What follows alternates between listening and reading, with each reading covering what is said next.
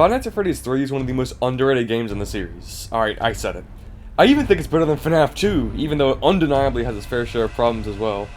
Before I delve into those problems and how I'd redesign the game, however, let's go over my 3 simple ground rules for this video. Rule number 1, I can't change any of the lore in the franchise, but I can expand upon things that I think are neat or underutilized. Rule number 2, I'm not redesigning any animatronics unless I feel like they completely missed the mark. Most of the animatronics are designed to do a specific job and most do said job well, even if some designs are more lazy and lackluster than others. And rule number 3, I can't add whatever characters I want into whatever game I want unless they are blatantly shown to have been in that location. And with those 3 simple ground rules out of the way, let's go over the game as it currently is, as well as my problems with it. FNaF 3 takes place in Fazbear Frights, a horror attraction built centered on the mysteries of the Freddy's locations from 30 years ago. The people setting up the attraction have gotten their hands on several vintage items from the old locations like mascot heads, old paper pals, and even an animatronic sealed away for a long time, never meant to be found. The first night of the game is actually threat-free, as Springtrap is yet to be discovered. This allows the player to get more familiar with the game's mechanics, which I'll discuss now. On the right side of the room, the player has a security camera system that can even play audio lures, and on the left side of the room is a panel that allows the player to reboot technology that sometimes fails throughout the night. Unlike previous FNaF games, there are actually 2 different camera maps, one for the base layout of the building, and one for the ventilation systems. The player can see off one vent so that Springtrap can't get around the map as fast, and play audio lures on different cameras to try and lure him away from the office. Since Springtrap can enter the office from the left doorway and the vent on the right, and also move considerably fast on later nights, just keeping him at bay by himself can be pretty hard at times, not even to mention that the camera and audio systems can break at any point and need to be rebooted consistently every night, leaving valuable time for Springtrap to inch towards the player. The other system that can break is the ventilation system, which will cause the player to black out and see Springtrap on multiple cameras. All of these failures are caused randomly, but can also be set off by another component, the Phantom animatronics. These guys can be found at various spots around the map, and while they can't kill the player directly, they can really disorient them, and even worse, take out the ventilation, audio, or camera systems. In total there are 6 Phantoms: Phantom Freddy, Chica, Foxy, Puppet, Balloon Boy, and Mangle. Each has their own behavior, which I'll delve into now. Phantom Freddy will slowly walk across the hallway outside the office and jump scare the player or stare at it for too long, causing a failure. Phantom Chica will occasionally pop up on camera 7, and if looked at will jump scare the player when they try to look at the control panel, causing an error. Phantom Foxy will occasionally spawn at the left side of the office and can be warded off by opening the camera monitor again, but if looked at, will jump scare the player, causing an error. Phantom Mangle will appear on camera 4 occasionally, and then camp the office if looked at, making a large garbling sound in the process, which will eventually cause an error. Phantom Puppet will sometimes show up on camera 8, and if looked at, will teleport to the office and get up in the player's face for a bit before causing an error. Phantom Balloon Boy will sometimes pop up on the camera monitor when it's opened or upon switching to a different camera. The player can deflect him by closing the monitor or by switching to another camera again, but failure to do this quickly will result in a jump scare accompanied by guess what? An error! I know Scott wanted to create a very personal 1v1-ish feel in FNaF 3 by having Springtrap be the only enemy that can kill you, but the Phantoms are just so basic in so many ways that they just feel cheap. You can be handling Springtrap perfectly and then turn left at a completely normal speed and then quickly be jump scared by Phantom Foxy, and after fixing your systems be staring face to face with Springtrap. You get disoriented, sure, and I guess that's what the Phantoms are supposed to do, but it just comes across as more annoying than anything. The last bit of gameplay to talk about is the minigames. Between each night the player takes control of one of the original 4 animatronics, and on night 5 they witness the creation of Springtrap. There's also a hidden minigame on each night that can lead to the game's good ending, where the souls of the kids are freed. Other than that, that's more or less the gameplay of FNaF 3. There are some extra modes in the place of custom night this time around, but we'll talk about that later. For now, let's get to my redesign of Five Nights at Freddy's 3. For the first time in this series, I'm actually going to leave the map alone. Sure, it doesn't have details like a room for the people working in there to take breaks, but a lot of horror attractions keep that type of thing out of the way. I genuinely just think that the map for FNaF 3 is designed really well for what it's trying to do, both in a gameplay sense and also in a logical way. Moving on to changes, I want to talk about how I redesigned the Phantoms. For the longest time I thought that the Phantoms were apparitions caused by the souls of Afton's victims, and that burning the place down at the end freed them. However, what I didn't take into account was the absurd amount of FNaF books in existence. I'm not going to lie, I haven't read a single one of these and have absolutely no desire to, because forcing fans to buy and read a book to understand the lore of a game feels pretty cheap to me, and for what I've heard, most of these books aren't exactly great to begin with from a story sense. However, when I consulted my FNaF book-loving friends earlier, they told me that in a Fazbear Fright story that the phantoms are hallucinations caused by Springtrap to disorient his victims, and that the hallucinations can even be personal. If this description is canon, then it opens up a lot of plot holes, such as why didn't I have to use the phantoms in FNaF 6? But because I'm trying to do my hardest not to screw up the lore in these videos, I'll be using this explanation of the phantoms as my basis for redesigning them. This segment will get a bit messy, so I just ask that you listen to everything I have to say and bear with me.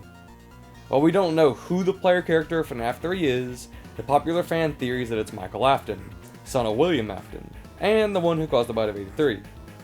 Given that the phantoms are supposed to get at whoever Springtrap wants personally, I think leaning into Michael's character here when talking about the phantoms could be super interesting. So rather than have the phantoms of random animatronics attack the player, I want to have ones that personally mean something to Mike Duso.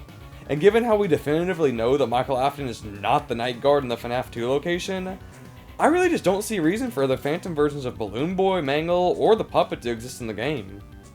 I know that the Puppet is still kicking around at this point in the lore, but there's never a sign that the puppet we see in FNaF 3 is even a physical version, so I just don't see a reason for it to be here.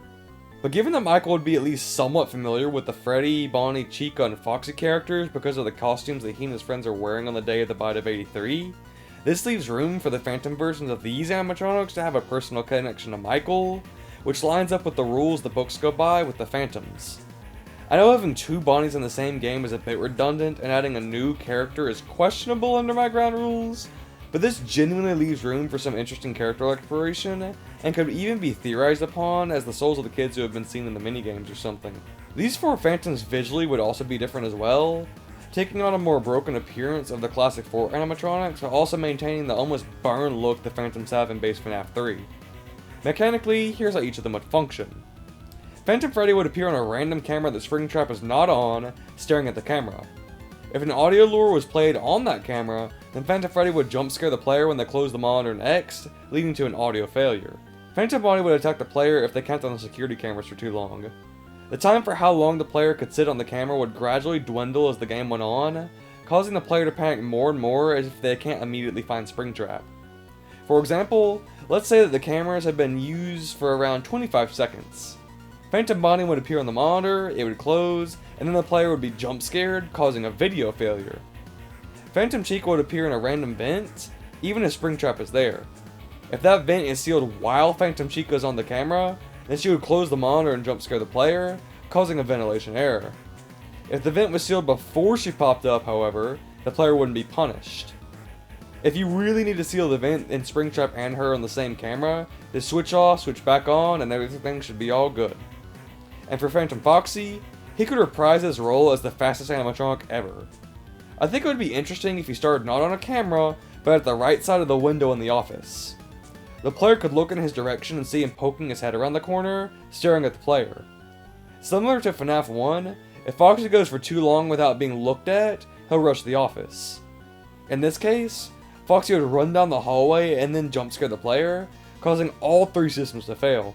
Because this would make Foxy the second biggest threat in the game, it would create a careful balance of checking the camera sparingly, knowing where to lure Springtrap, and sealing off the right vent without getting jump scared, all while occasionally having to repair the broken equipment that can just break whenever it feels like it.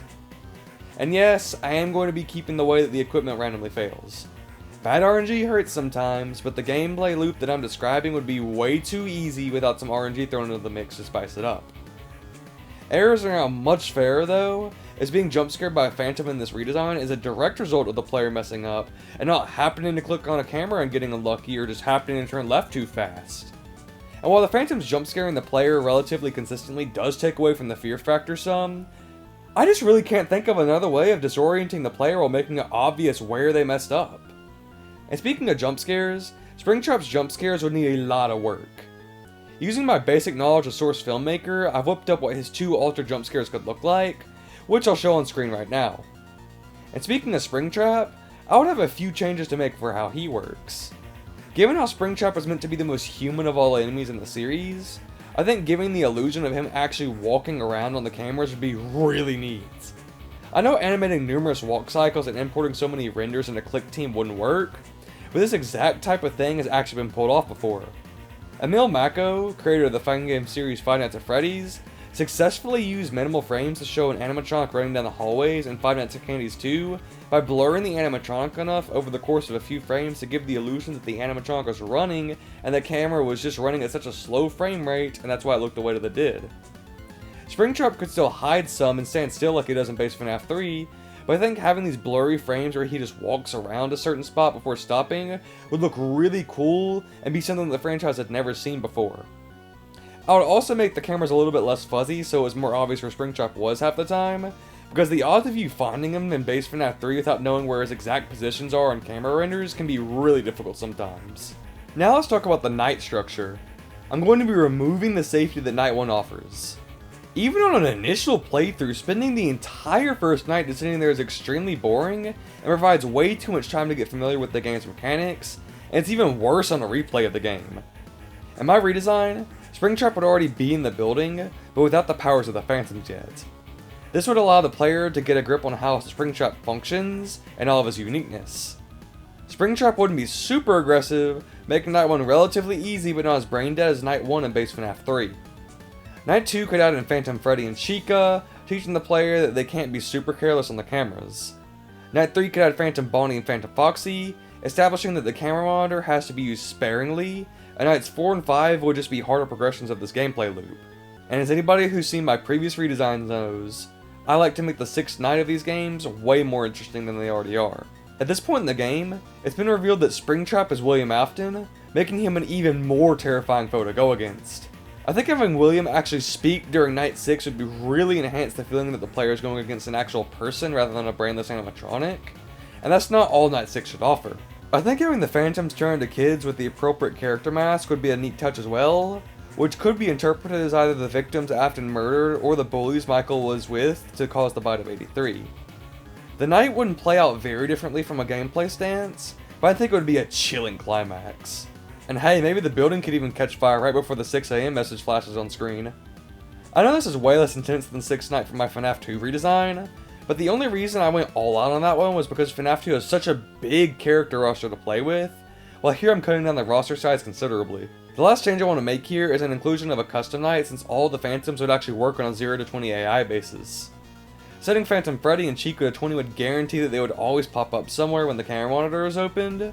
Setting Phantom Bonnie to 20 would ensure that the camera monitor would only be open for an absurdly short amount of time before a jump scare, and setting Phantom Foxy to 20 would make him show little to no mercy before rushing the office.